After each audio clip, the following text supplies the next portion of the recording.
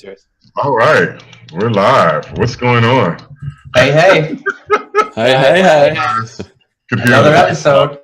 There was another conversation about can we curse on the show, and which was pretty funny. But we're live. Welcome back to Reset. Reset Live. What you guys been up to, man? Like Devin, PJ, what's been going on? What's been hitting for your weekend? Oh man. Well, it's been a while. So, we had a break-in at our house, which was great. Had a bunch of stuff stolen, so dealt with that for a while. What else has been going on? Well, we have also a giant dumpster in our yard, so I'm emptying out the trash not the trash, but the old stuff that's been sitting in the basement for like 20 or 30 years, as well as the attic. So that's been good. Gotta do some, late summer cleaning. Missed spring cleaning just a little bit, but hey, you gotta do what you can. And besides that, I don't know, just been enjoying the summer weather and the summertime in the Berkshires, which is awesome. For those of you who are not in the Berkshires, which is probably most of you listening to this, there's a lot of arts and culture and dance and theater that goes around that comes here and is really world class. So I've been going to as many of those as possible. So big shout out to the Berkshires and their cultural arts. Yeah, Tanglewood and what is the other dance place that they have? Jacob's Pillow. Oh my God, yeah, they have some amazing stuff that goes on there. So definitely shout out to the Berkshires. And another shout out to PJ. Happy birthday, man. Thank you. I mean, today's PJ's birthday. 28 today. Wow. We scheduled our show with Eddy a while back now, so I've been looking forward to the birthday show. All right. And here we are. The day's been good so far. Feeling epically old at 28, so take that as you will. I'm sure the others are looking at you like, of course, like myself, like 28, like you're thinking, oh, that's really interesting. Yeah, man, it's as old as I know, But they tell me there's more. They tell me there's more after this, so we'll see. Yeah, there's a lot more, brother. Let me tell you. They forgot to tell you that it actually gets better. It actually does. It does. It actually does. I think 20 is your most, for a lot of people, it's a very tumultuous. You're trying to really figure out who you are, and so more your most insecure years. So getting out of that, I think, would be really cool. And we have a special guest, Eddy Drew. What's going on, man? Hello. just kicking it. I'm excited to chat with you guys and your community, and hopefully we can generate some interesting discussions and share some new insight in whatever it is that we're going to be talking about. Now, you hail all the way from which is it, Montreal or Toronto? Which one? Montreal. Well, hey, man, welcome. Thank you. And Eddy's a pretty heavy hitter, and they're going to be talking about some really cool and interesting stuff on the show today, which I'm super excited about. And just for me, an update, I'm in Kansas City right now, which was extremely hot, and we've been having some storms and all that kind of stuff. But for those who don't know, I haven't been in the show for a while because my mom was ill, but she's doing so much better. So shout out to my mom, and she's doing really awesome. And we hung out and had a really good time and went to the movies, and we've been cooking and hanging out. So it's been a really great time catching up with her and watching her get well. So that's super awesome, and thank you guys for all your support and everything while I've been away in regards to that. So, but we have a really exciting show today, and a really exciting guest. His name is Eddy Nacho Rockwell. I told him it sounded like a WWE fighter or boxer or something. So, but I wanted to kind of roll the ball over to Devin to introduce him because it's going to be a really great conversation today. Yeah. Heck yeah.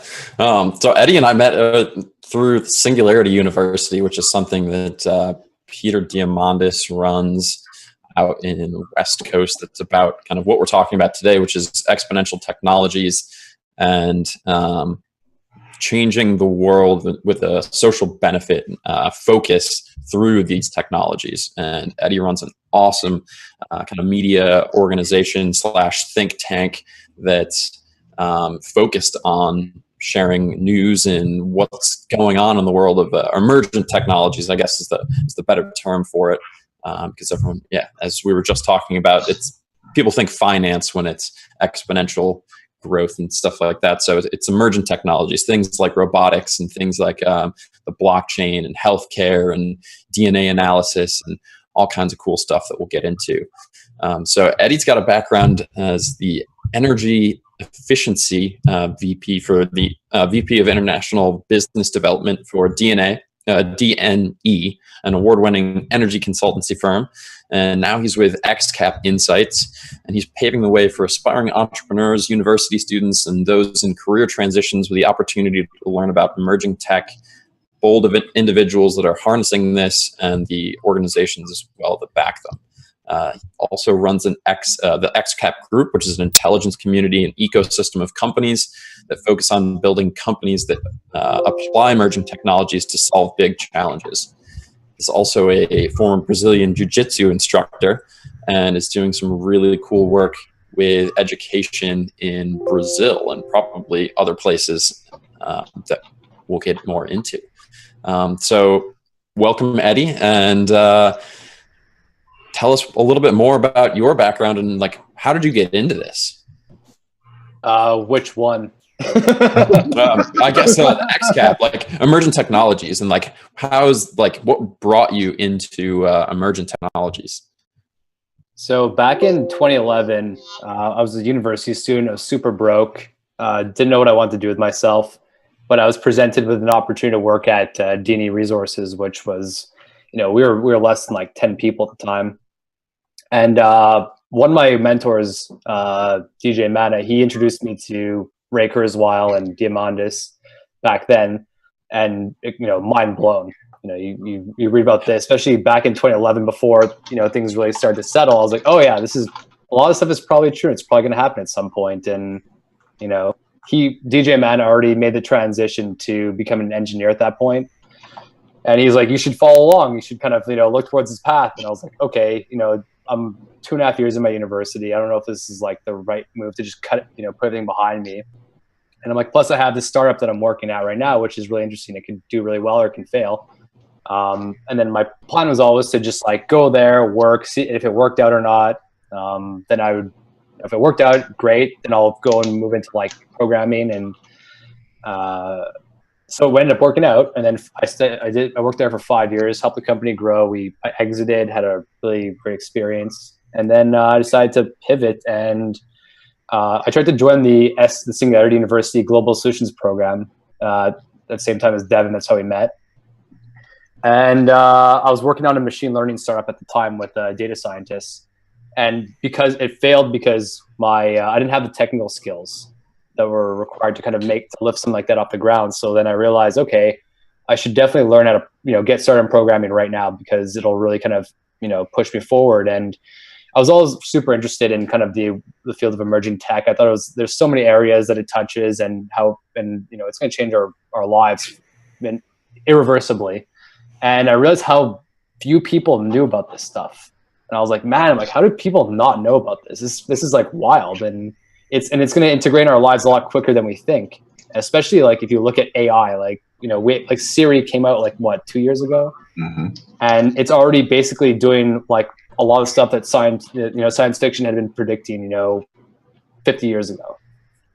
So I'm like, this stuff isn't going anywhere. It's not going anywhere. It's going to be here for good, and more people should know about this stuff. And I want to try and find a way to kind of harness a community around it, educate people about it, and then give them a path into it, because I feel like the barrier is really high to get into this stuff. Like it's kind of like exclusively for like, people with 4.0 GPAs or super nerds. And if we want to build a better future, we need to make it more of a participative, like where more people are coming in from different perspectives, not just programmers. Because also accessible too, makes it more accessible. Exactly, and it is fairly accessible, but there's still it's still hard to get into. Like it's still like unless you're going to university in the US, which like of course that's a huge barrier on its own, but there's a lot of free resources available for you. So I was like, okay, let's find a way to kind of like package them, give them to people, and if they're curious enough, then they can kind of follow the white rabbit and see where it goes, and then from there build a community around it, and then kind of introduce people to the people they need to meet in order to learn more about it. They have an idea, then they can kind of connect to other people and just kind of create like be the glue and the connector for a lot of these things. So I started off like, just doing infographics and stuff, kind of like what Futurism does. And then I realized in order to make this thing really sticky, we need to like actually execute projects and build stuff that will draw people towards it. So I got involved with this education project in Brazil, which we all spoke about this about a year ago when we chatted. And amazing project. Oh, thank you. And we're basically looking to bring STEM education into a favela education project to teach kids how to program, teach them how to build businesses, and there's a plethora of challenges for them to solve just by walking outside. So. And no one's doing it either. So we're like, okay, well, we can kind of like employ their creativity and crowdsource that aspect of it, but then give them the formal training that they need for their age group to kind of get them to start thinking that way. And then out of like 20 of them who actually stick with it, maybe 5 of them will do something really interesting. And so I got involved with that, and that was kind of like the first wave of really kind of getting into stuff. And then the next thing that I'm going to be rolling out in 2018 is a prize money competition targeting, using emerging technologies to solve a major problem that can impact 1 million people within 2 years. So not quite the scale of like the X Prize, but like a much smaller one, because you can get more people involved. The barrier to entry is a lot lower, and it can be a lot more participative rather than exclusive. Yeah, I love this whole idea of, well, two. One is I love the fact that you created a platform and then wanted to create a community around it, which I think is a great strategy to make technology and AI very accessible. It definitely lowers the barrier, and I love that. But I also like the way you guys are using that and really applying it in real world ways that people can directly connect with. I think, and we really connected on your Brazilian project, which is called, what is it called again? It's called Project Favela. Project Favela, which I think is super awesome. And I love the fact that like allowing young people and teaching them programming and marrying that to their creativity to solve their own problems. And getting assistance and support in that area, I think is the next stage and kind of the next evolution of really how to apply these new and emerging technologies that are really able to really solve problems. And lowering this barrier to entry, I think is very key as well to do that. What do you think are some of the barriers to entry, into this technology, and why do you think XCAP is kind of meeting the need of counteracting that and kind of lowering the barrier to entry? And then what do you think the impact of that is going to be? It's really a knowledge. It's either a knowledge gap or it's a resource gap, depending on where you are in the world. So and sometimes both. Like in Brazil, for example, it's definitely both, because they don't have the technological resources to kind of like consume the content or get the inputs they need to kind of acquire the skills and the ideas to kind of and the financial resources to apply stuff. And whereas in our fortunate part of the world, where in developed countries, it's very much a knowledge gap. We have all the resources. Most of us have smartphones. Most of us have tablets and laptops. Like it's a question of just sitting down and putting in the time and just learning the stuff you need to know in order to kind of do something that seems like a challenging and fun project. And so the kind of way that I was thinking about addressing this problem was like, okay, well, in Brazil, we can use crowdfunding and we can raise money to get equipment into the school, which we did. We have 12 computers there now. We have 4 iPads, and the beautiful thing is that Khan Academy, Code Academy, there's all these free platforms you can use. So it's just a question of just saying, okay, here's the tech, here's a curriculum, follow it, and once you hit these milestones, then you move on to the next challenges. So luckily you can actually just source a lot of these things that are freely available and then kind of work from there. So you don't have to build from scratch. Whereas like 20 years ago, that'd be like impossible. What's the response been in the community there? From what we're doing? Yeah. Oh, they love it. They love it. It's really weird. Like I'm gonna kind of drop some information that might, put people off, but please, please accept this in the most like positive ways. That most favelas are controlled by cartels, but unlike cartels like you see in Narcos, for example, where they're just they seem like cold-blooded killers. These people, they actually protect the community. So no one's allowed to screw around in there. If any foreigners are going to be coming in to do anything, they're the first ones to know about it and they have to approve it. And believe it or not, our project is protected by the cartels. Wow. Yeah, that's a different take. Can you believe that shit?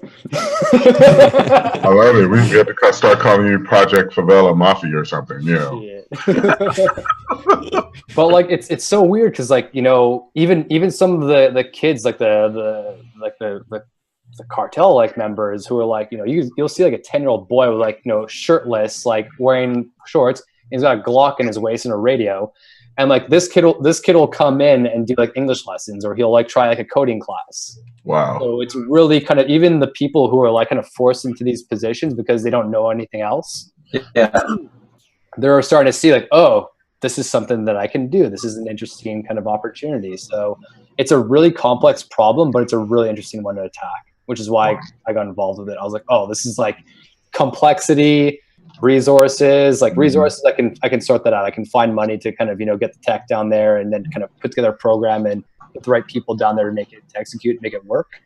But it's also addressing a much larger problem, which the government down there is completely forgetting. And they're just like, yeah, screw them. They're going to do it. They're going to figure themselves out. They're going to kill each other, or it's going to kind of just, implode in some way. And there's like 200 million people living in Brazil. So it's a huge market and a lot of opportunity that hasn't been tapped into yet. Mm. So do you practice your jiu-jitsu when you go down there? I do.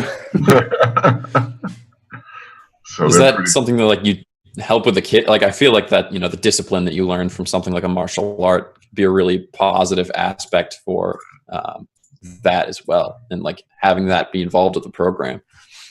Yeah, we want to, I mean, the school's still pretty small. It's been growing in stages, and we want to, excuse me, we want to incorporate more like athletics and stuff into that. Like right now they have a program where they go to the local kind of, soccer pitch and they play soccer, but there's no like formal martial arts instruction, which would be really cool because it's already huge out there, but it's a question of just kind of getting an instructor down there to kind of do weekly classes or whatever for the kids. And I have experience teaching kids out here in Montreal. So very cool. What was it like the first time you saw a 10-year-old with a gun, like walking around and showing up for class? Because I feel as soon as that happens around here, it's in the news.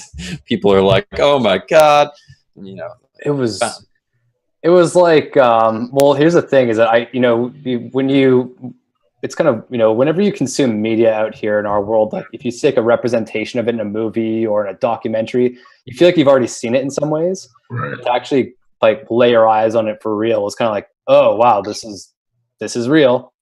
And but the cool thing was that the founder of the project, he was with us, and he was just like, almost like a narrative in the background, telling us what we're seeing, what's going on and stuff. And I was like, totally like, okay, this is the reality, and they're not gonna rob me or anything. Like they know who I'm with, and like their goal is to keep danger out of the community. Basically, if one of these guys decides to assault somebody, then like they're gonna have to answer to the boss, which probably won't end so well, because when it comes to these things, they don't screw around.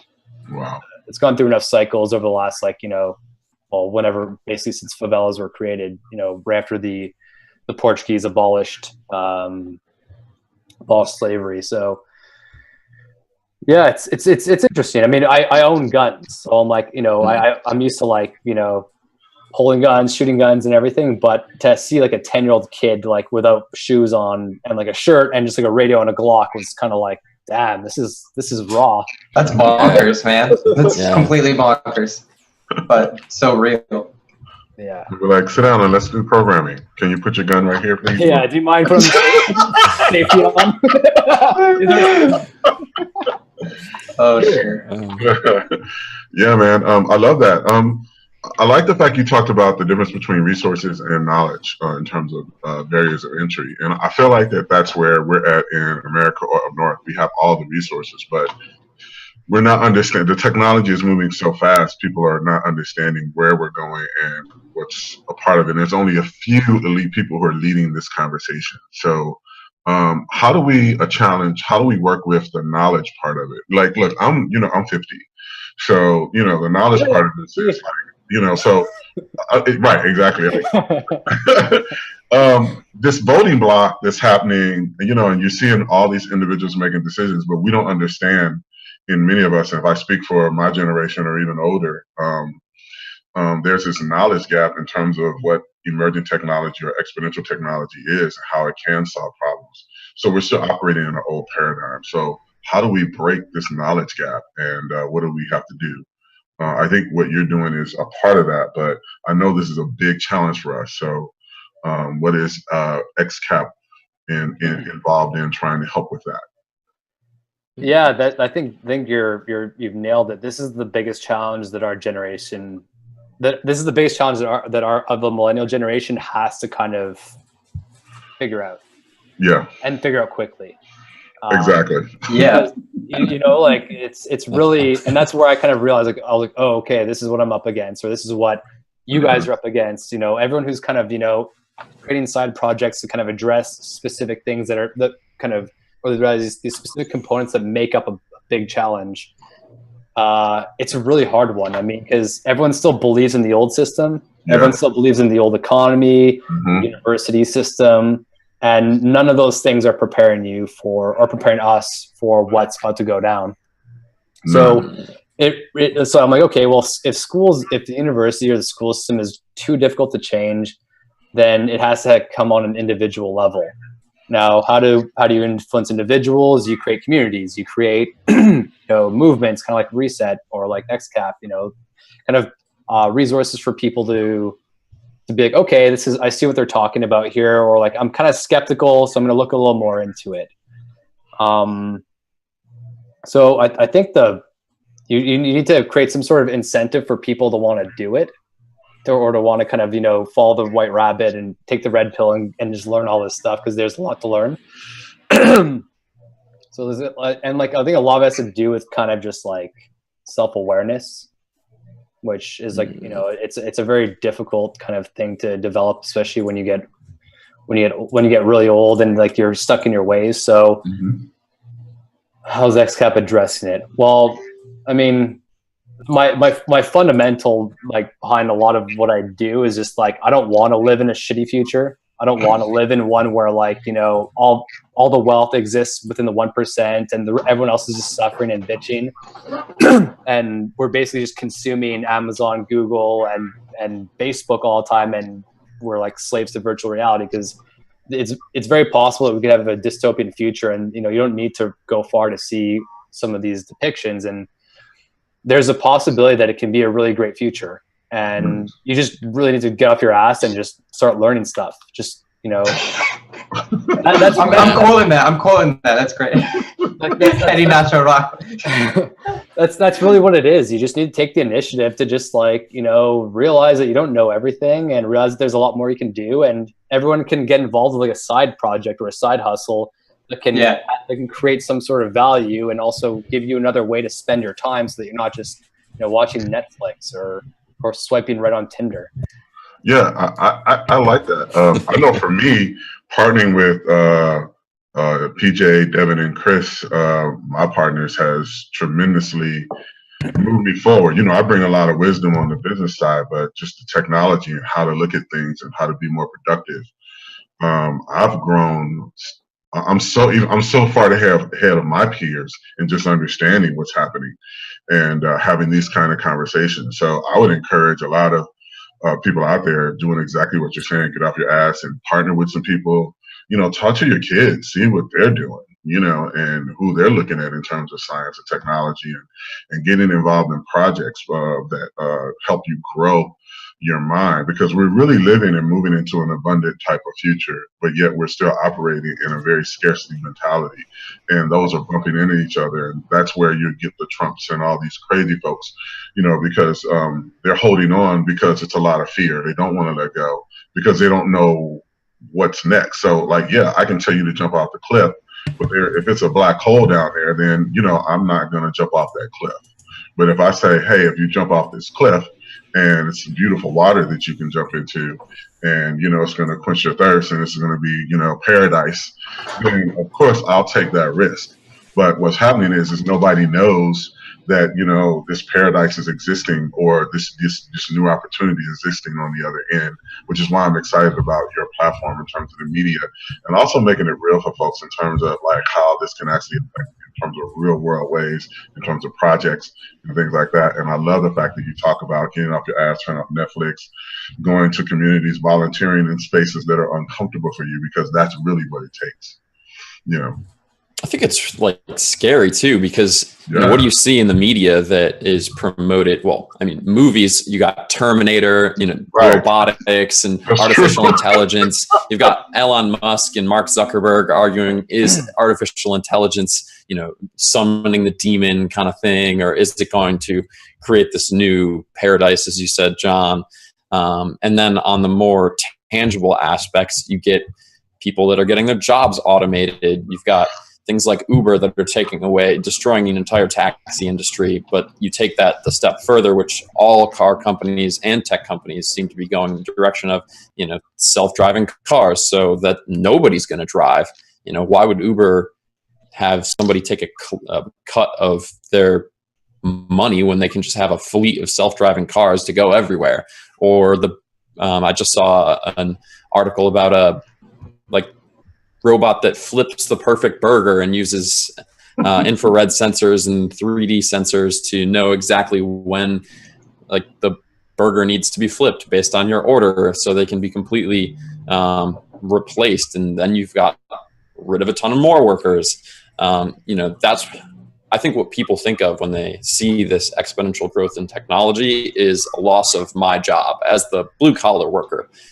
You know, the people who are in tech and are willing to have this side hustle to learn coding, for example, or to just add their expertise to you know, a startup that's working in these tech industries has a very different perspective. But for the truck driver who just lost their job, they're pissed and they're scared that they're never going to get their job back. Or if it's in the green space, you know, the coal industry being completely wiped out, and Trump saying he can bring back the coal industry. And it's like, no, it's not coming back ever. It's just, there's too much money in green tech. And like, how do we, you know, as a society, help those people get over their fear that everything that I've spent the last 20 years of my life on could go away in an instant the second somebody in their basement, you know, comes up with the right idea? Like an entire million job industry just goes away in 6 months. That's scary. Yeah, it's got to be a redefinite. I mean, you're absolutely correct, because you're right. When we think about all the technology and the futures that's coming, you know, we do paint this scary picture, and I think people are really operating off of that paradigm. The other part is, Devin, like we value blue collar work. I mean, that's the American dream, or that's how we look at things. That's how we built our class system, you know, and now that's getting ready to be busted wide open. And I think you gave some great examples. So where do people go next? What do they do? Yeah. That's like, I think too, you guys are hitting on something interesting that I was thinking about leading into this conversation about emergent technology. And that's, even when you're asking good questions, those questions generally beget more questions. Like, it's kind of like because it's so hard to predict, you know, where the tech's going and what the ramifications are, and what is the impact of it, like Devin said, of that new $1 million, you know, automated business that comes out of someone's basement. So I think that's part of the fear factor as well, is it's answering questions about emergent technology tend to leave you in a creative space but also with more questions than answers. Because I feel like it's less of the jobs you're losing, but more the conversation of what type of society do we see ourselves living in the future, and really answering that question. And and then understanding like what happens when the value is taken off your daily work and you have time to create and think and build community and build relationships. Jack Fresco with the Venus Project talks about that, and really kind of paints that picture. And we haven't really talked about that type of society yet, or really come to a real, conversation or conclusion about what that is and what values is based on in regards to that. So that's where the blue collar worker is, because think about it, all the value has been placed on your personal value has been placed on work or a title. And not only that, it's been assigned a value. You know what I mean? Like how much you get paid per hour and all that. Yeah. So, it's very scary for a lot of people. So you're right, and it does beget a lot of questions. So I think that's what Eddy's doing is and what Reset is doing is kind of the way in terms of trying to move forward and really kind of answer those questions. Yeah, that's actually a perfect segue into, we've got a clip prepared that we want to play for you guys, and then after that we'll get a little more into XCAP and take the deep dive into some of these emerging technologies. Awesome. Hey, Pac, are we online? Almost. Time is always against us. Please, take a seat there.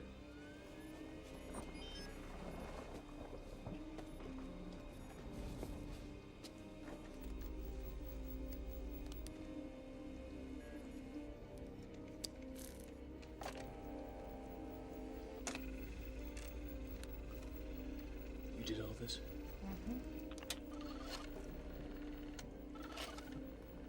The pill you took is part of a trace program.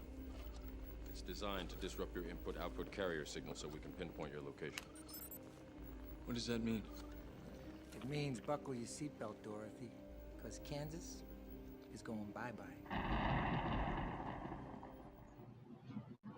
Oh man, I love that clip. Y'all remember? I don't know. Do y'all remember the first time y'all saw The Matrix? Like, where were you? You had to remember that. That was yeah. That's a good question. I watched it with my dad. Had rented it the night before, and he had already watched it, and he watched it with me the next night, and I was just mind blown, man. I remember going to it and thinking that this is probably the best movie I'd ever watched in my life. Literally, it was mind blowing. And I couldn't wait till the sequels came out. I was like, this is literally it for me. Yeah. I loved it too. First time I saw it was in theaters as well, and I didn't understand like anything because I was too stupid back then and way too young. But after studying, Jean Baudrillard, I was like, oh, that all makes sense. So we might be living a simulation. So many layers to it. There's so many layers to it. And I think a lot of people were in the same situation you were in. We knew what we were seeing was mind blowing, but we didn't really understand everything. And I think looking back, so many years later at it, and technology's catching up and the conversations are being there, I think we have a new kind of understanding on what that is. So like now, and I think this is a great conversation, PJ, and you can kind of lead into that, but like you were talking about, like, what are the emerging technologies we need to start looking out for?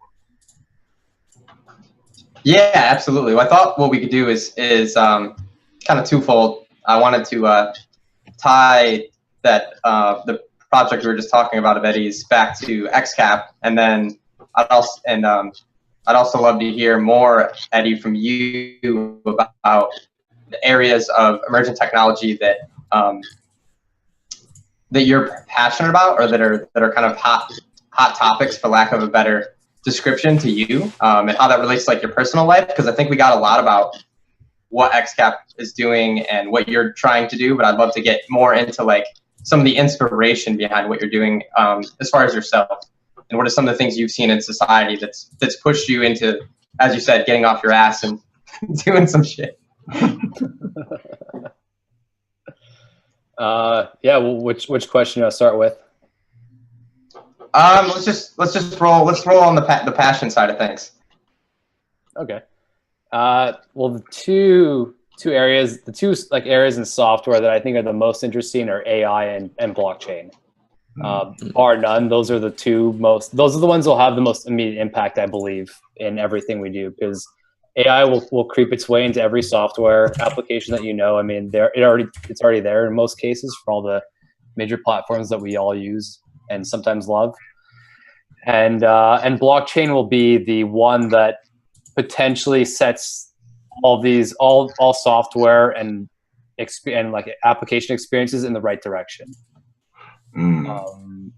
Because it's kind of giving us another kick at the can, so that our information, our privacy is not being violated, but it also allows us to have a stake in the application that we're using, which I find is like probably one of the most interesting things. Like, I don't know what Satoshi Nakamoto was thinking when he wrote that white paper and when he dropped the Bitcoin and the blockchain together. Like, but that was probably one of the most revolutionary things that's happened in the last like 20 years. That at first I had no idea what it was. It seemed like it was a lot of hype to me, but then once I started digging into what the blockchain does and where it's at now, I'm like, okay, this is where I want to go into by far. Like, this can be one of the most valuable areas of expertise, and it incorporates elements of aspects of artificial intelligence and machine learning as well. So it's all kind of like, for me, those are the two areas that's why I started programming. I got into programming because I want to basically dive into both of those areas. Specifically blockchain though, because there's like, there's a lot of hype around it, but it has the potential. And there's like data science and machine learning, there's a very few people that are actually proficient at creating these things. So luckily the AI community is growing more and more, and Montreal is like the hub for AI, if not the hub, like globally. Didn't know that. Yeah, man, we have Element AI here, led by Yoshua Bengio. He's one of the pioneers of deep learning. This guy was researching deep learning like in the 80s when everyone was forgetting about AI.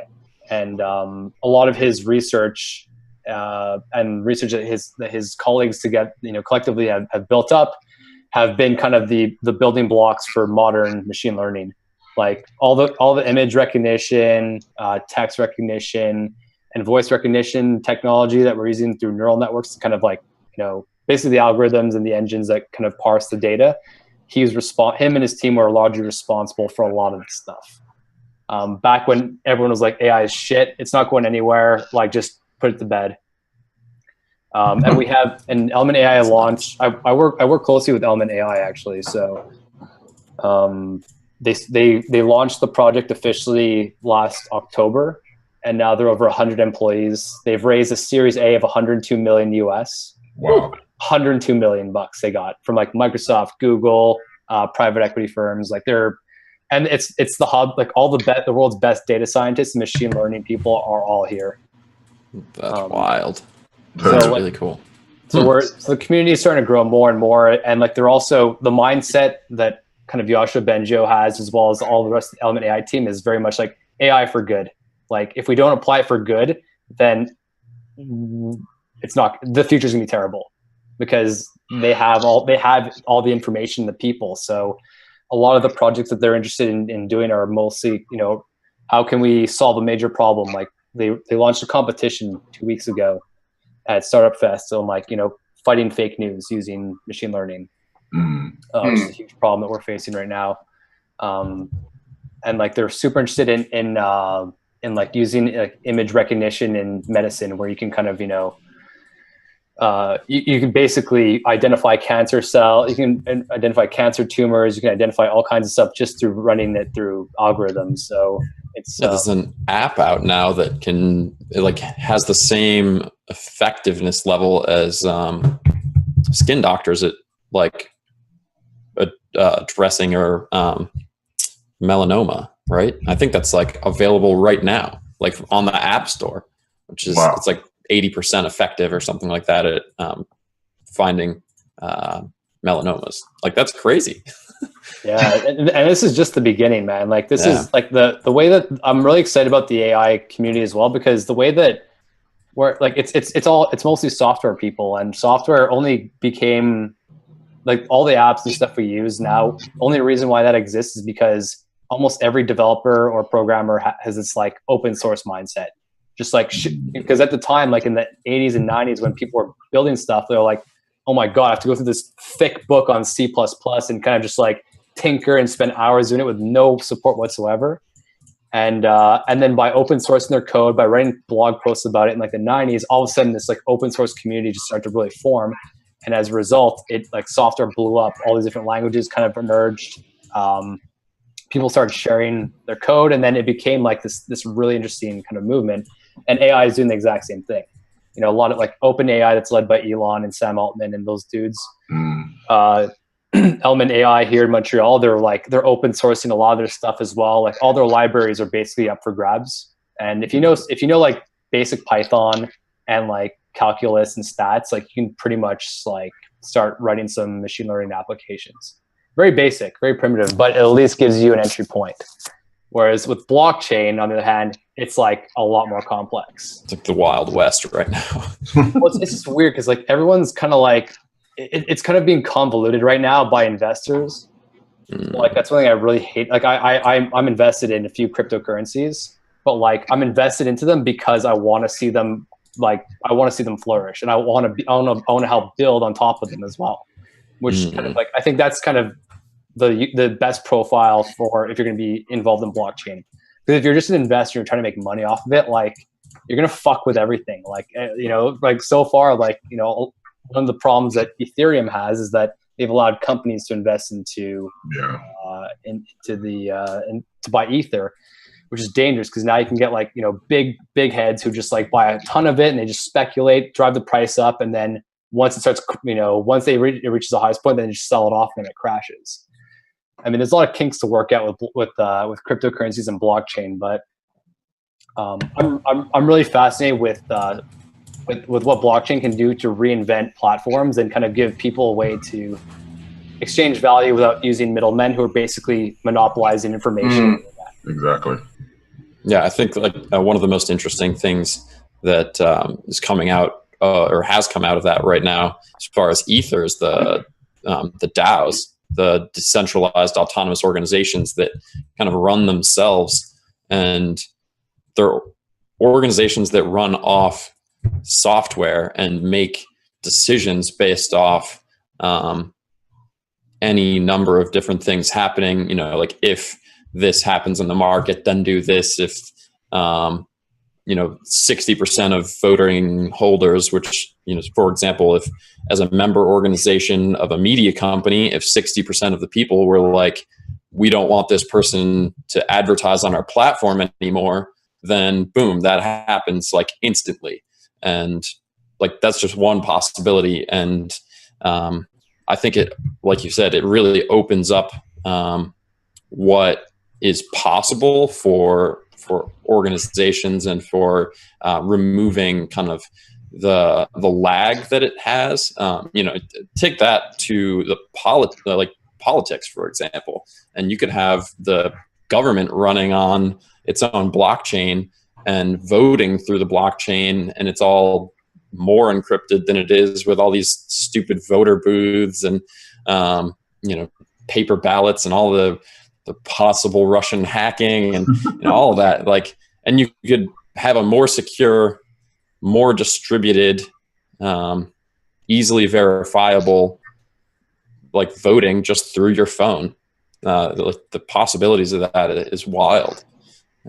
And we don't even know like half the stuff we're going to invent with a blockchain. That's the craziest part. It's still so early. Like the technology is only about like what, 8 years old? Not even. Yeah. Or 9. Yeah. From theory, not even the tech's probably not even that old, but like theory is, well, I guess theory is older because when was that paper written? Nakamoto's paper. I think it was 2008 or 2009. Yeah. But I guess. yeah, it's still so early, and it's still like there's a lot of creativity you can apply to this type of stuff. Like, I know whether it's autonomous kind of voting with an organization or having completely autonomous organizations, which is really cool. But there's one platform that I'm really excited about that's running its own blockchain. It's challenging Ethereum, in terms of like, you know, basically you have this public ledger that kind of keeps track of all the information, all the exchange of value that's happening, but it's actually scalable. It's called EOS, and it might because there's a few drawbacks with Ethereum, like they're kind of technical. So I don't know if you guys want to nerd out about that stuff, but actually, before you go too much farther, we have a comment by one of the guys watching the video right now. Scott Anderson said, "Eddie, can you describe what the blockchain is and does?" And that's probably a good kind of primer before we do go deep into the rabbit hole. So it's blockchain is a technology protocol. Whenever you transact value, say I want to send money to John or whoever, I have to go through a middleman, and they're kind of like the trust protocol. What the blockchain does, it's hard to describe it without like pictures. Getting super technical. It gets very technical. So the best way to describe it is it's a public ledger where all this information is available. It's decentralized, so nobody owns it. No particular group owns it. And all the information that is in this public ledger is basically impossible to hack because it's protected by these like blocks that have been hashed and are chained from the Genesis block. But basically, what it allows users to do, it allows people to transact directly without using a middleman, which can dramatically reduce the cost of transacting, whether it's I'm selling John my house, or I'm selling my computer, or I'm buying this through Amazon, or I want to buy this from this person. It allows you to interact without a middleman, which reduces the cost, and you can do it in a secure manner where your information is not compromised. But it also is programmed by smart contracts. Am I correct? Where you can transact without having any of those things. Am I correct in saying that? Because that's also a part of the blockchain, right? Developing smart contracts to be able to make the transactions easier to. Specifically Ethereum, that's kind of what their basis is. It's the smart contracting, because Bitcoin's like the Bitcoin blockchain is really just for finance. It's really for just exchanging like money through the Bitcoin cryptocurrency, whereas Ethereum's like this kind of it's built on smart contracts, and you can build applications that are powered by these smart contracts. That you basically set, okay, I want these parameters in place, and my entity, Eddie, Drew, Devin, whoever, I will only transact with people if they meet these requirements. Right. So and also all this information is just like it's securely held in a public ledger, and the proofing, the mechanism of how this all works, it's powered by cryptocurrencies. So people who are like Bitcoin or like miners on the blockchain, who basically are running their computation and algorithms to basically solve these complex math problems, they're being rewarded with cryptocurrency in order to keep the public ledger going. So, and the other thing too is when you buy like a cryptocurrency, for example, you're buying into the blockchain. So you have a stake in this public ledger, and you have like a piece of ownership. So it's really kind of, and its timing is kind of perfect, where the world is really kind of changing, and especially when it comes to raising money, for example, when it comes to building applications that people will use. Did I answer your question? Is it Scott? Yes. Yeah, it was Scott. I think I'll send you a link to kind of, for a video, because that's the best way to kind of look at it. I'm not the best person to explain it. Like, you need visuals to kind of see what this all is, because my blinders are on, because I'm like I'm like coding this stuff. So it's hard for me to give like an English explanation. That's real. Definitely. So with this, there's a lot of education and things that people need to know about, like information. So one of the questions we had is, how do you prepare for, the incoming job requirements or education necessary to take advantage of this kind of new era of emerging technologies? How should, K through 12 education shift to better prepare the next generation kids for this impending reality? I think that's a complex problem, because I think in the US, I think actually across the world, except places like Dubai, they just seem to really undervalue teachers. Because you kind of need teachers to be actively involved in this stuff, to learn about it as well, if you want to kind of have that stuff rolled in the classroom, but then you kind of still need to go through an approval process to kind of say, hey, I want to incorporate this curriculum into the French class or math or whatever. It's tricky. Like I said, going back to your original question, it's like a lot of it comes down to the individual. So like parents need to be involved, teachers need to be involved, and students need to be engaged. The cool thing is that the next generation of kids are going to be way smarter than us, hopefully, just because they grew up with smartphones, they grew up with the internet.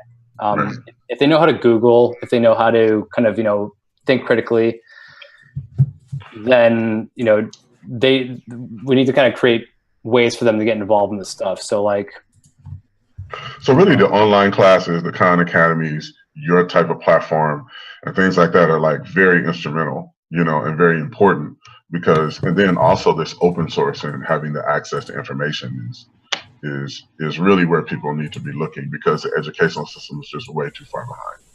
And it's not gonna improve. It doesn't operate. It doesn't operate like a startup. It doesn't iterate quickly. It has this like long bureaucratic process. And I tried going through the formal education system here, and I realized like I'm going nowhere with this. Like this is not. So we got to find a way to kind of penetrate these demographics without being invading the schools. And fundamentally, you got to kind of just make, like, I think role models and people kind of who are doing these initiatives, they need to kind of put themselves out there more, which this is nothing new. People have been doing this forever. It just seems that more sports and like athletes tend to have that status. Mm-hmm.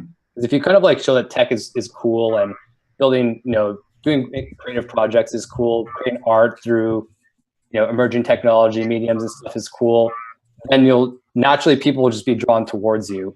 So you need to have some sort of incentive for them. And that's one of the reasons why I'm doing the prize money competition, because my demographic is really kind of like, or my audience rather, in the developed world is more like university students. Those are kind of like the people who are like, they're already in there, they're looking for answers, and they kind of have like a good foundation of being able to think critically. So for them, and they're easier to target because I know how old they are and know where to find them. With the younger generation, it's a lot more difficult because there's privacy issues. You can't just go and knock on doors in school and say, hey, I want to talk to your kids about this. Who are you? Yeah. So and going in there and doing like one public speech and firing people up like Tony Robbins, that's cool, but it's not sustainable. No, it's not. You need shorter feedback loop, and you need to really nurse that kind of those kind of acts, I guess.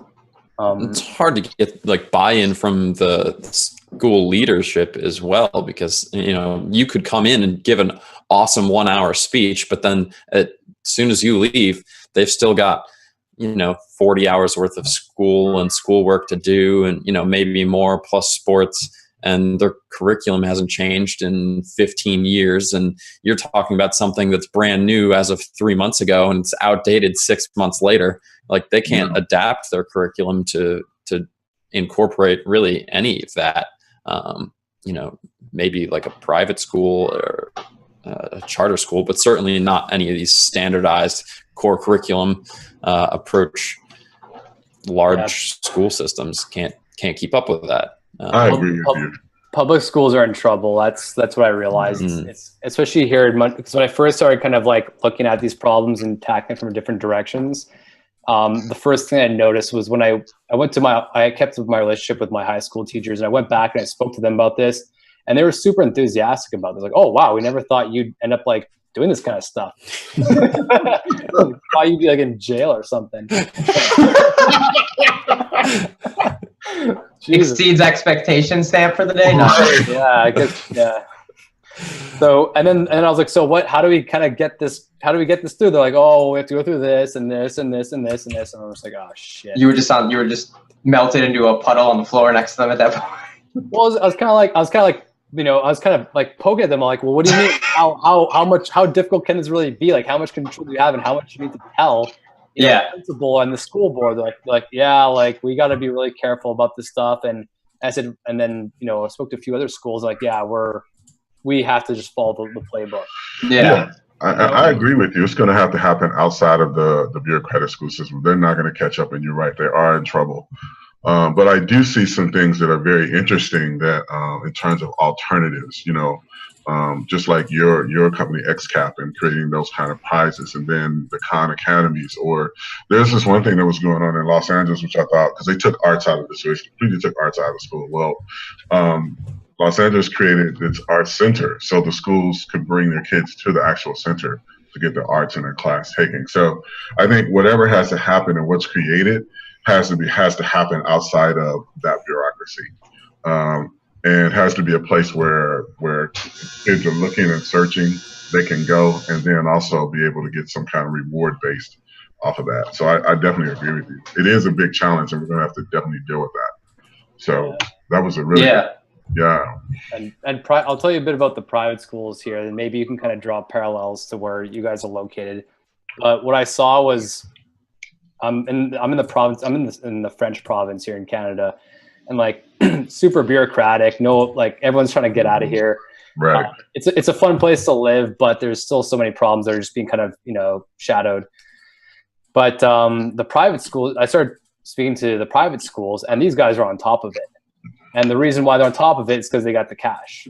Whereas the fun, because they can just like say, they can market themselves as, oh, we have a STEM-rich program, or oh, we have robotics club, and oh, we're winning these prizes. So it's like you list the credentials, and like, but it's going to cost your kid 10 grand for your kid to come here.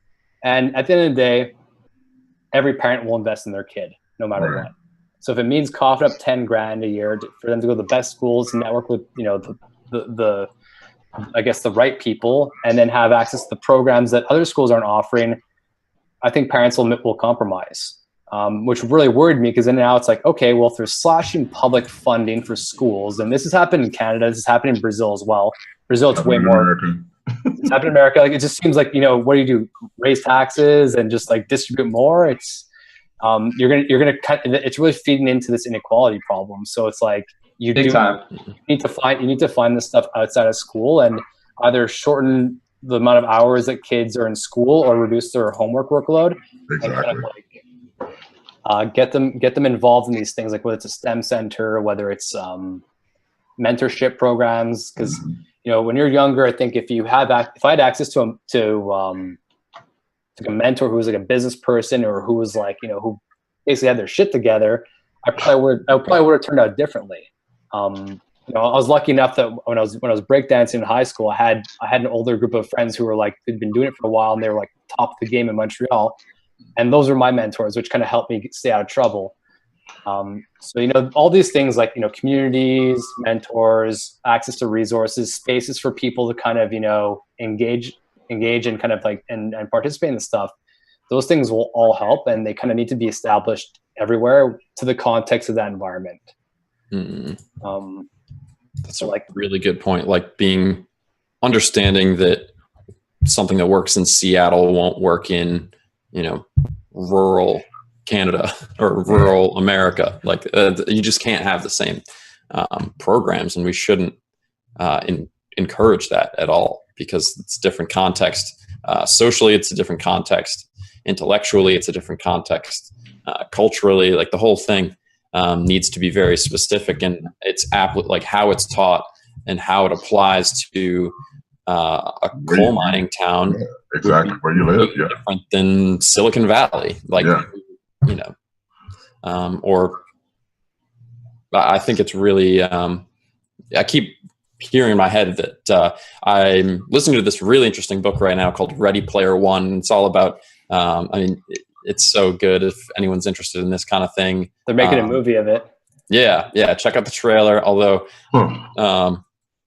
you won't get the context from the trailer, but it's this idea that they start this virtual reality, and everyone has this access to this open source virtual reality, and kind of like people that have seen Oculus, or people strapping phones to their head to check out virtual reality. It's kind of what comes after that, and the eventual outcome. And they actually have their own school system inside. It's called Oasis, and they've you can transfer from the public school system to the Oasis school system and tap into that as a complete alternative, like a legitimate government sanctioned alternative to the public school system, and something that the opportunity there for education, I think, is massive, where you could have people that have various cultural contexts come in together and learn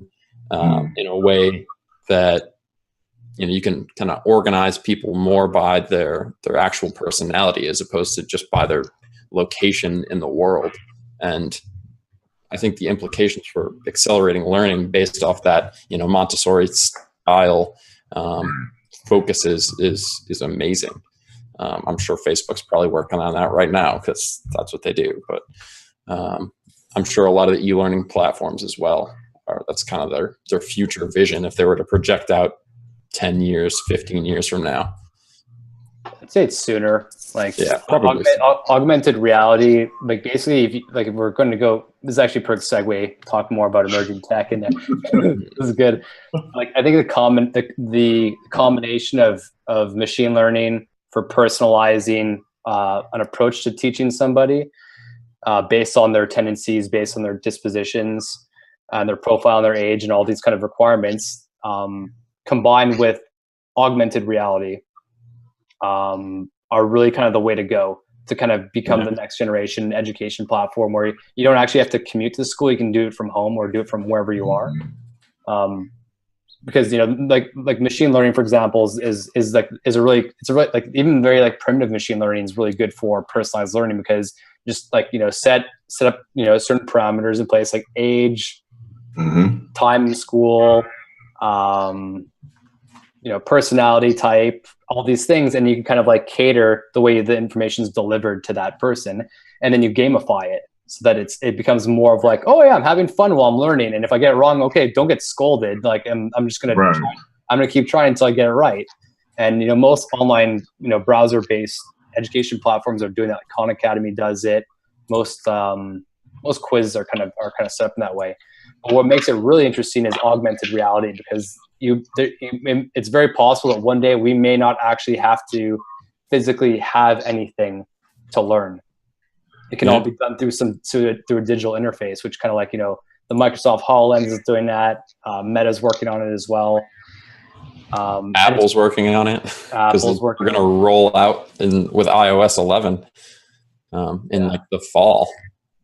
And like it's super fascinating. I think that a lot of these things are going in the right direction, because I know we kind of address a lot of the challenges with education, but I think it's a good segue to kind of talk about the positive things that are going to happen, because I tend to be more optimistic about a lot of this stuff, just because like the problems are easier to identify, but it's harder to find solutions because it just requires more brain power to think about them. So like, yeah, with education, particularly, you know, machine learning, augmented reality, gamification, those three together, if you build something around that, something specific, whether it's teaching biology, whether it's teaching about space, whether it's teaching about sciences, and I think sciences is the one area where you can really, you know, get the most scalable impact, because it's something that you've traditionally needed. Like, you kind of need a bit of hand-holding with science, but you also need a lot of iteration, like math and like most kind of logical skills. You just need to drill them. And we don't, because there's only so many hours, there's only 50 minutes per period of school. I think it's probably the same for you guys. If you spend 50 minutes a day doing math, and like you may not actually get any direct attention from your teacher, because there's like 50 kids packed in a classroom, and try to raise your hand, and you get it wrong, you get scolded. If you don't answer it right, you think you're a failure. If you have like kind of like an AI basically walking you through everything, telling you, you know, giving you hints on what to look out for, and different ways to kind of think about stuff, then it definitely makes the learning experience a lot more enjoyable, and you overcome those potential self-damaging self-esteem problems that happen just from being in larger groups, because everyone learns differently, right? Right. So yeah, it's always that challenge of teaching to the middle. Yeah, you're just like, all right, I'm gonna try and teach as many people as possible and try and be as efficient as possible, but it's impossible. You're physically limited to doing that by the nature of how we organize our classrooms. So, you know. So wow, this is pretty mind blowing stuff. you know, this augmented reality and machine learning, and then having both and, I think is a great solution. And which is not even in the conversation of regular politics or social or anything. You know, this is what I'm talking about. Like, these are not even options. We're still talking about teachers unions and teaching to the test and things like that. And people don't even know that these are options, like, you know, in terms of the vast majority. And so that's where I think the problem comes in. But this is mind blowing, you know, for both. And I remember Pia Diamandis talking about us even being citizens in virtual reality spaces, you know, not only in regular, but ever. So when you talk about these augmented realities that you can go in and actually learn, and gamify it, I think that's a super awesome combination that I would have loved to have had if I was a kid. Oh, me too. Oh my God, I would have had so much fun with that. Well, you got to make it. You got to make, if you can make everything fun. Mm-hmm. If you can make every experience fun, people will just participate. Right. Because that's by nature, humans love to have fun and they love to socialize. We're monkeys at the end of the day, you know, like that, and that's what we should be designing for. We should be designing products and services towards more fun and more, I guess rewards, because, you know, we need to be rewarded at the end of the day. Exactly. Entertainment. Yes, yeah, entertainment. exactly. But like, it's interesting that you mentioned the political things. I think my fundamental issue I have with politics, and I mean, we can go on forever about this, but I'll just drop my little comment about politics real fast. Is that there are just too many lawyers in politics. There's not enough STEM specialists or professionals. Exactly. And by having too many lawyers making up laws and just kind of patching things, they're choking innovation. And they're also fat cats. Like, these guys, they get paid. Yes, money. Yeah. They get paid to represent interests. So exactly. It's like, and also, it's not their job to be innovative. No. They probably, when they got out of law school and they got into politics, they were probably creative. But then once they got bogged down by the reality of it, like, oh, I just got to play ball with everybody. Right. Myself. So I mean, we definitely need more, you know, leaner governments. And more and less lawyers, more people who are like your community leaders, people who are actually making a difference. And I think the U.S. government's starting to move more towards that. Like, I know Trump's terrible, but like they brought in like all the a bunch of executives from Silicon Valley companies to kind of chime in on strategy.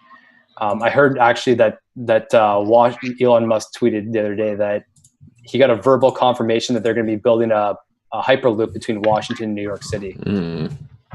Yeah, I saw that's that. very I cool. thought that was really cool. But like, Elon Musk doesn't even sit on the advisory board for the Trump administration, or because, you know, that political thing, as far as technologists is concerned, and those who are really thinking about the future, it's very frustrating because all you're dealing with is people who are working within an old paradigm.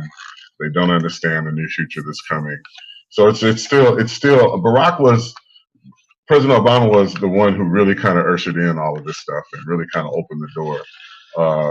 I just think that, you know, that's where we are as a country, you know, and Elon and them are finding out that they got to push through regardless of the government or whatever. And the funny part is states are starting to embrace it even more, which I think is very interesting.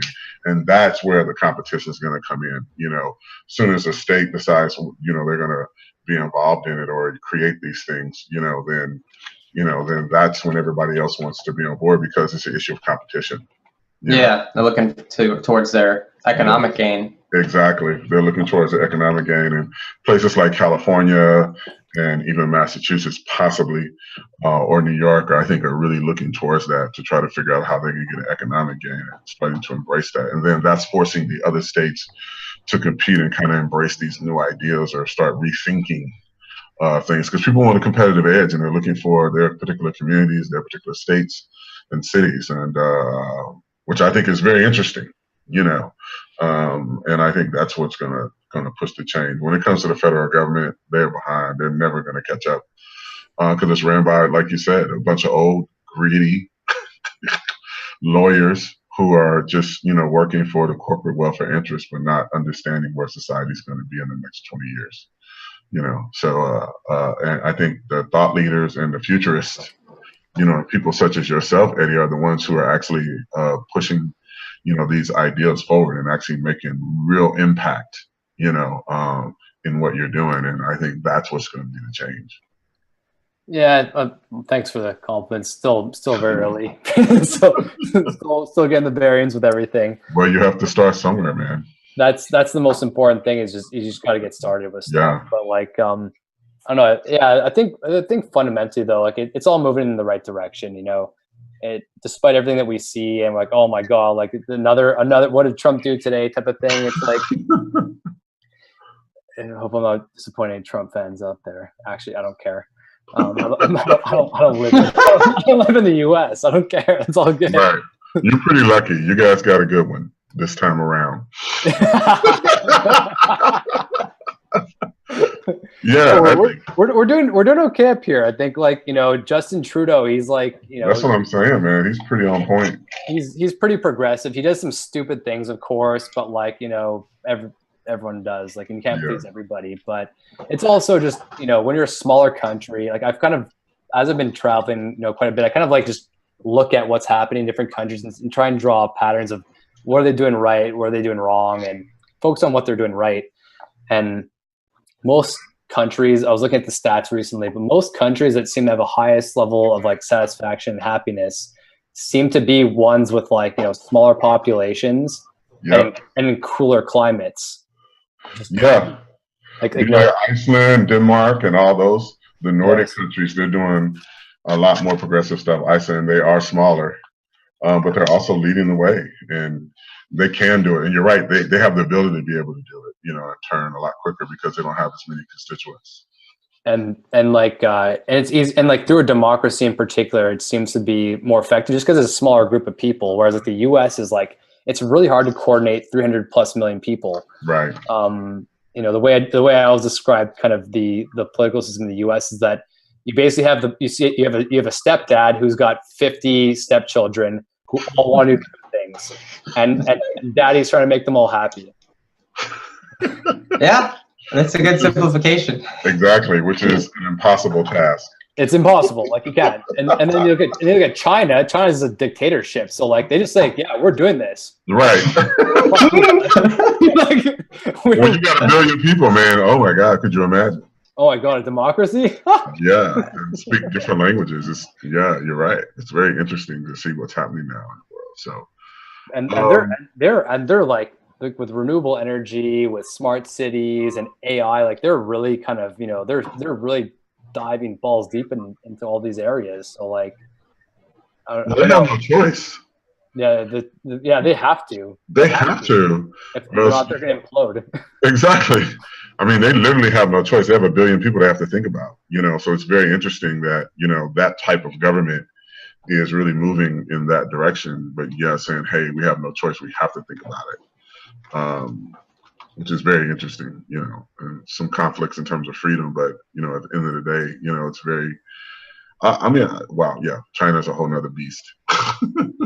Yeah, we can get into the political discussion, but that one will have to be for a separate conversation. Absolutely. But what's it called?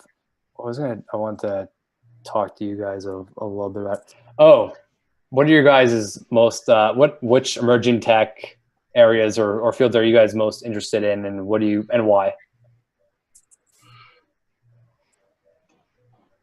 I got one. Blockchain for me personally. One at a time, boys. One at a time. Don't fight for the mic.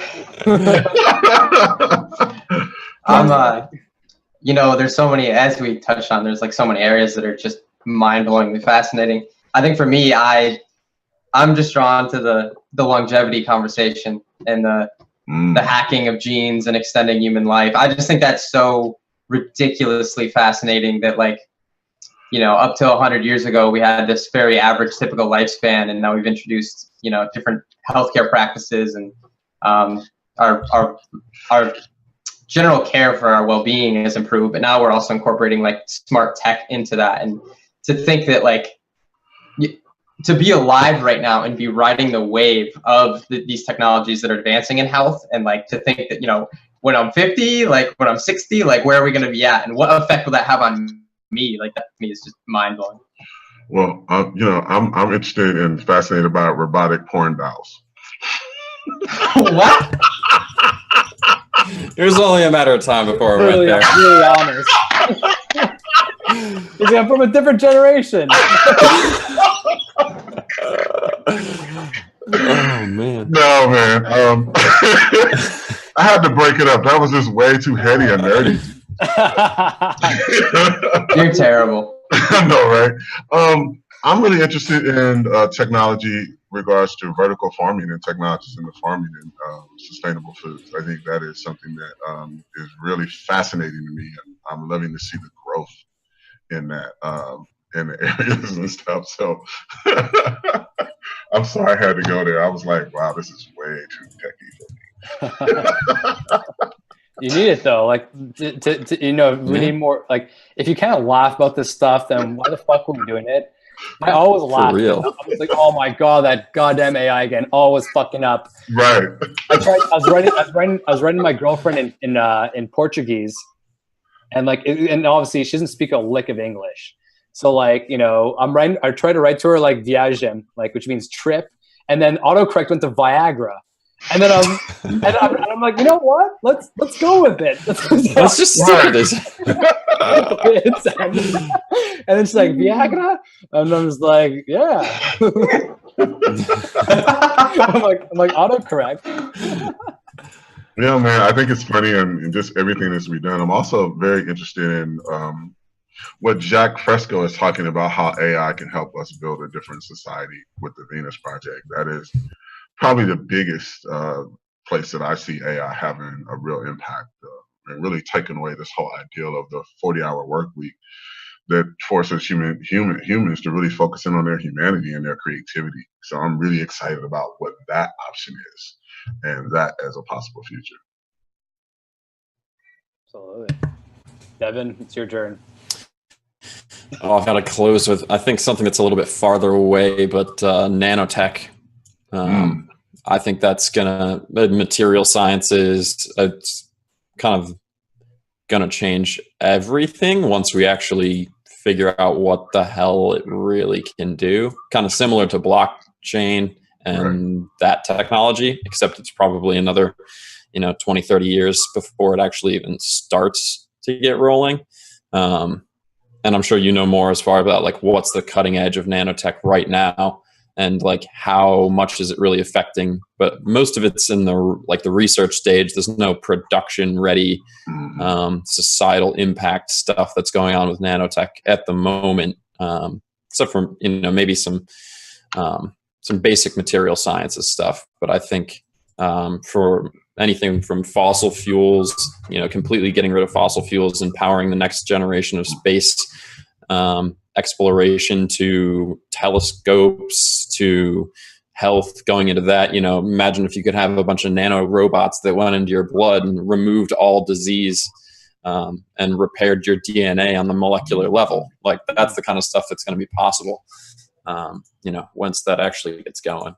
But yeah, I think the possibilities are literally endless. And I don't know, that's very exciting to me. So have any of you guys got your DNA sequenced yet? No, definitely something. You haven't done 23andMe yet? I've done the gut biome, but I haven't done my DNA. I would love to do the 23andMe though. I did it recently. What was that like? Well, basically you buy the package, comes to you in the mail. You fill a test tube full of saliva, and then you send it back. And then within a couple of weeks, you get this full-blown report about kind of everything. And it's scary how accurate it is. Wow. One of the reasons why I did it was because this year I had some serious health problems. Like I've been healthy my entire life, and then I got a shoulder operation in January, and then I got reactive arthritis out of the blue, which just like fucking derailed me completely and like put me in crisis mode. So like I was doing all kinds of like experiments and tests and stuff at the hospital, basically living out of hospitals, bedbound for 2 weeks. My knees swole up. Like it was terrible. Oh, wow. And then I realized like, oh my God, like I need to like make some lifestyle changes. I need to start hacking my biology a bit more. Cause like, this is shit. So like they found out they had, from the tests that they did at the hospital, they found out that I had this mutation in my DNA, which makes me prone to immunodiseases. So, and then when I did the 23andMe test, it gave the exact result as well. Wow. So like, I was like, okay, two credible source, one source, I guess you could say is credible. Possible is probably more credible, I guess, just because it's an institution that we know. But the fact they kind of came up with these two things and just like, said, yeah, you're prone to autoimmune diseases, which I just endured when I'm still in remission from it. And then so then I was like, okay, I need to like change my lifestyle to manage my physical inputs a bit more so that I don't end up, becoming aggravating that. Yeah. So I changed my diet, and it kind of got me on this regimen where I'm in the works of kind of setting myself up so I can start doing blood work. I can start doing like pH tests, all these things to kind of see where things are at. And this whole movement towards personalized medicine and all that stuff, it's already kind of going in that direction. It's just, the next wave, it will be digitizing it so that it's less invasive and more just like, yeah, you just get it reported to you. You'll consume a pill that has like, all these nanobots in it, and and they're programmed to know what to do. And then you'll just get a report on your smartphone, assuming we have smartphones then, at that point. But it was, longevity, genomics, nanotech, and vertical farming is a really, really cool area too. Like they all combine together to kind of, just get really granular with what's going on down at that level. Cause like, especially vertical farming, like that's so cool. Like you're using like you're not using any chemicals. All like everything is just like, it knows exactly what to do. Like all the sensors know exactly what water to spray, when to do it. You can create artificial kind of environments to grow different types of food in vertical farms, which is really exciting if you want to get that like scarce, or expensive food, like avocados, for example. You need to kind of recreate these environments in a vertical tower. Yeah, because I'm tired of them charging me more if I want avocados on my salad. For real. Yeah. Avocados. I'm really pissed off about that, man. I'm just saying. So that's the reason why I said vertical farming, because I love all that. I think it's going to do a lot to reduce the price of food, but also because I live in urban communities, I think that's also something that where you have these urban food deserts. What is that company that's called that's doing stuff? It's Elon Musk's brother, actually. Oh, the kitchen. No, they're doing the vertical farming inside these crates, right? containers. Yeah. I don't know if it's Bear Square or something. I forgot the name of it, but is it Garden Square or something? Yeah. So exactly, and so think about, you can set those containers up, in neighborhoods, and actually farm without having to worry about, outside weather temperatures and things like that. So think about places like, and they're doing it in New York, places like New York or other urban areas where you can actually do that and, feed, communities. So I think things are going to go back to, serving individual communities, looking at wealth and prosperity, not in terms of growth or, GDP, but looking at how well communities are, being supplied, within your own individual communities and your own ecosystems. And so these technologies, I think, are really making that option and making that a viable option for communities that have been traditionally underserved. Think about if that happened, in one of the favelas, what would that do if they control their own food production? And we're able to do it cheaply with just simple containers that are very affordable and technologies that can do that.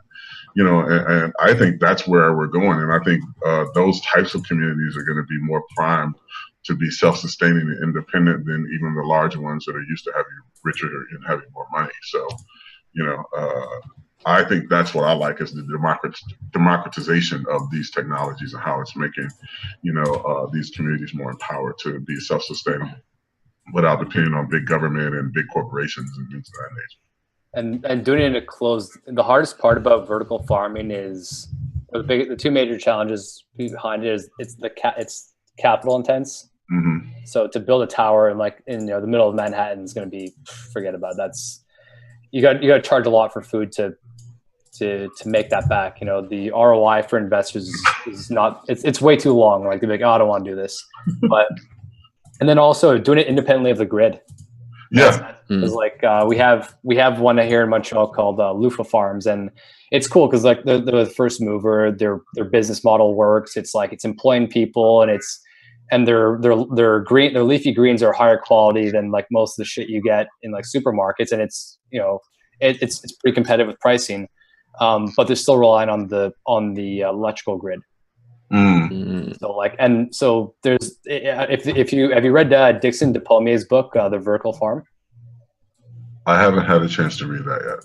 He's the guy who started the whole concept. Well, actually, it was him and his students that started the concept of the vertical farm. Like, he's a professor at Columbia University, and he's like I forget his background. He's like a microbiologist or something, and it's a really good book. Actually, he talks about like it's the playbook that kind of set the pace for vertical farming, and all of his students kind of the ones who kind of like blew it up and now made it this like international movement and are really kind of pushing it forward. But it's really funny how he started the whole thing. He was kind of like, I gave a lecture one day describing how, like, our water resources are becoming scarce.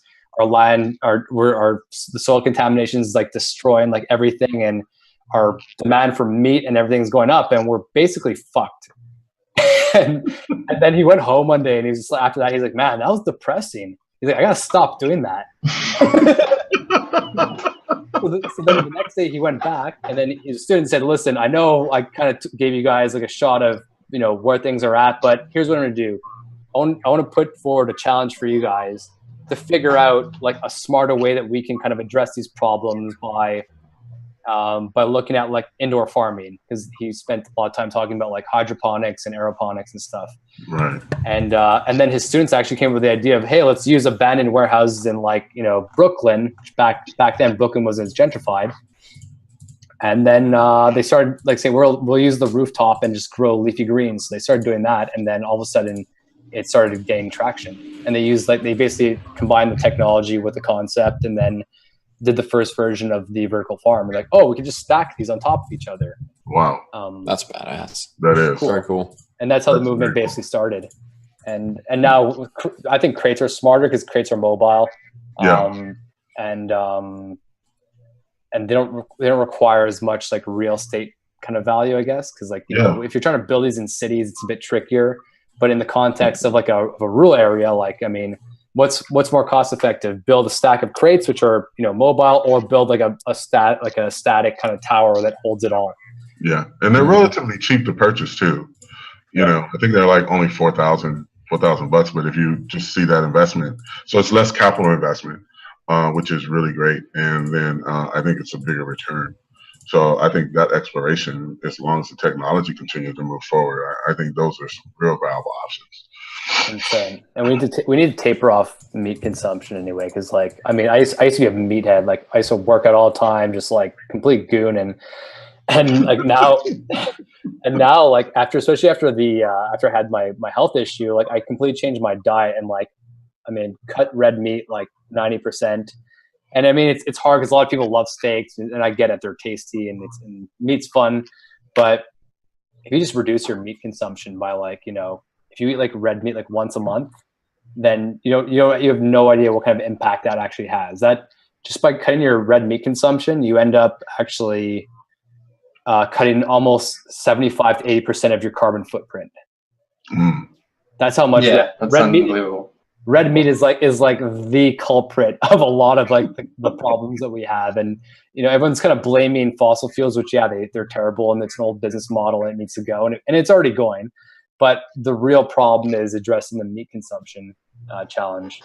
So and besides, like, if you go on like a healthier diet, more like fruits and vegetables and nuts and stuff like that, like, you just feel better, you have more energy. That's true. Yeah. I got my pumpkin seeds. Dude, those cut it. That's where we're cutting the show. That so underrated pumpkin seeds. But we're heading towards the wrap up of this ridiculous emergent technologies conversation, and I've got one last question for Eddy for us to wrap up, and it's something we ask all of our guests to come on the show, and that is, what is your reset moment? If you had to pick a moment in your life, or moments, plural, where your perspective really shifted, or something dramatic happened to you that has kind of coalesced into the life you're leading now with the goals that you have, what would it be? Oh, I know exactly what it was. I was in Hawaii after I left Dini, and I took shrooms, and I was and I was Yes, this is what I'm talking about. Let's see what he's straight up, man. It was one of those epiphany moments. I remember we went to this we were walking along, we were tripping out in nature, and we ended up just parking up a spot right by this stream. And like I remember lying back, and I saw 3 giant mountains, and they were just like, I was like, dude, like Hawaiians out here, they're like, they worship volcanoes, they're like the gods, and I was just looking at them, and I just remember doing like a 360 view of everything, and I was just like, no fucking way. There's no fucking way I'm gonna let this die. This can't go. I can't. No, Wow. I refuse. And then like, Wow. and I was reading the book Abundance at the time, so everything kind of just converged, and I was like, Yeah. fuck it. Like that's no. I'll give my life to making sure that this does not disappear. And That's beautiful, man. That's beautiful. And epic. Moment. I love the reset moment that includes, shrooms. Dude, it's all about microdosing, There you psychedelics, go. man. There you go. There you go. Removes you from your context and gives you a different lens. There you go. All This right. is a great show, man. We got to bring you back because this is some great information, man. We got to kind of syndicate you so we can keep everybody informed on, this new technology and stuff that's coming up and how they can interface with you and stuff. So give everybody again some of your information, how they can get in touch with you, your website, what's up next. Sure. Yeah. So basically, I'm relocating to Brazil in November, and I'll be there for the winter. Finally ducking these cold winters. We're coming down to visit, by the way, just so you know. You should. Come down for Carnival. And Oh, that'd be wild. Oh my God, yeah. reset in Carnival. Yes. That works. It does. I'm gonna be like mostly like developing, building stuff. So I got a few things I'm working on in machine learning and blockchain that I'm still in stealth mode, but it'll be coming out soon. The prize money competition is going to be coming out in 2018. If you want to learn more, join the community. Just check us out, www.xcapinsights.com. Find us on Facebook as well. There's a link somewhere around here. And if you want to add me on Facebook or LinkedIn, Eddy Drew, Eddy with a Y, and yeah, just Eddy Nacho, man. I love Eddy. I keep on Facebook. It's Eddy Nacho Rockwell, so Gotcha. you can find me on there as well. But yeah, I'd love to chat with you guys again and keep up to date with what we're all up to. And it's been a great time. Cool. Having a blast. All right. Yeah. Hell yeah. Well, Well, I think we have a closing video clip, as well as if you haven't come over and liked our show yet, our show page, Rethink Everything on Facebook. You should go do that. Get involved in the group, which is also Rethink Everything. Post about exponential technologies and just stay up to date. I'm sure we'll be sharing a lot of Eddy's stuff in that group as well because it's freaking awesome. So look out for more of his content directly in our group and Facebook page. We'll be resharing that quite a bit. And if you want to support what we've been doing here, this is kind of our last show of the season, quote unquote. So we're taking a couple of weeks off, about 6, to do some more back end work and make sure that the show kind of takes the next step and goes to the next level. So we're excited to bring that to you guys, as well as the next round of guests coming up in September. And yeah, if you want to get in touch with any of us, feel free to reach out on Facebook or Twitter, Instagram, all that fun stuff. And with that, thanks for coming on the show, Eddy, and we'll be in touch soon. Hell yeah, man. Thanks for being here, Eddy, and thank you to everybody that tuned in today. Great show. Hello, my co-friend. Hello? Huh, suck it, Jian Yang. You attack and destroy my refrigerator? And you misspell my name. I did. Had to overclock Anton, but I was able to brute force the backdoor password to that Chrome piece of shit in under 12 hours. But I added a little visual flair. Huh, suck it, Jian Yang. Hi, could you tell Dan Melcher that Richard Hendricks and the guys from Pied Piper are here to see him? You guys are Pied Piper? The guys who built our data storage network. It's awesome. Yeah, it was awesome until it crashed this morning. I was just using it 2 minutes ago. It's working fine. Really? Yeah.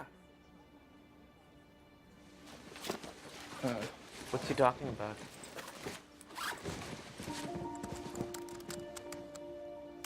It's up. All of Melcher's data is there. Well, how is that possible? Well, what are those devices? Those aren't phones. Why the fuck are you laughing? You look so fucking insane right now. Look at that OUI prefix in these MAC addresses. Yeah, okay, so what are those? Smart fridges. About 30,000 of them. Come again? Jin Yang smart fridge must have been self-correcting. In order to fit my Suck at Jin Yang video onto his fridge, I had to add Pied Piper libraries to the firmware. Other smart fridges must have seen this as an update. What? The smart fridges talk to each other and they share the newest software. Right. So when we put that data onto Anton, the last thing he did before he died was back himself up onto a huge network of smart fridges. Anton died so we could live. Like Jesus. Oh, fuck. Guys, do you realize what just happened? We're still alive. The network is stable. The new internet works, and this is the proof. We did it! Yes, we did.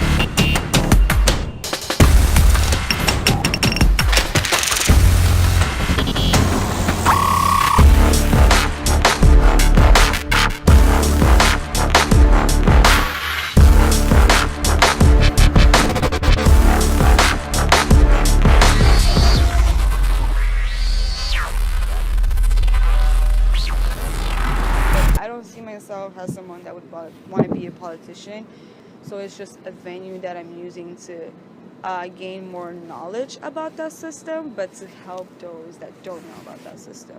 In high school, I got involved with the Mayor's Menino Youth Council. I was a Dorchester representative, and that was the first time that I had to represent a community. In Boston Public Schools, definitely it's hard for us Cape Verdeans to succeed out there because they want to shut down a lot of the programs that help us as students that English is our second language. The system is kind of like, hey, we just want to get the students to graduate.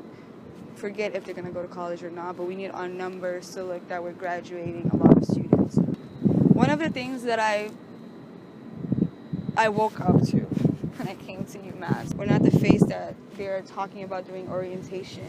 You know what I mean? They talk about it, but they're not showing the real stuff. So to me, it was just like, hey, we're actually here, and we're the reason that you have this diversity, but you're not giving me the resources that I need to show my Cape Verdean culture throughout campus. And people think, oh, there's no more racism. Yes, there is. People need to start educating themselves regardless if you were affected by it, regardless if you're black or not. That's a national and international problem. You don't have to be directly affected by it. You don't have to be black. You have to be citizens of the world. Second chance. Reset means second chance to me. That's my sentence. Second chance.